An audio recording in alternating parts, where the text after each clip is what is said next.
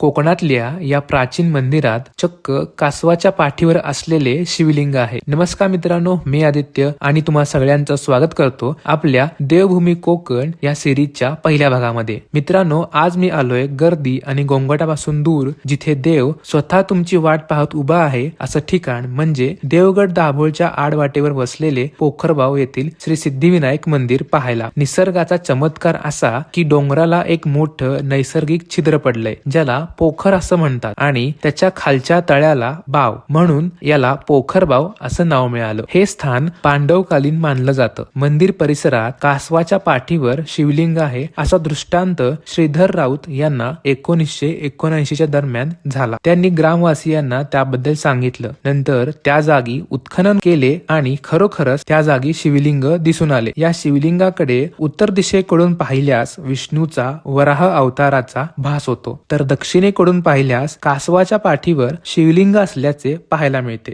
इथे पांडव, द्रौपदी आणि शेष नावाची अशी कुंडे आहेत, ज्यांचं पाणी कडक दुष्काळातही कधीच आटत नाही। पूर्वी शेतकरी आणि व्यापारी इथे विसावा घ्यायचे। आजही इथे आल्यावर मन शांत होतं। डोंगरातून झिरपणारं गोमुखाचं पाणी आणि हनुमंताने डोंगर उचलल्याचा भास होणारी गुहेची रचना, हे सगळं अनुभवण्यासाठी एकदा तरी वाट वाकडी करून इथे यायलाच हवं।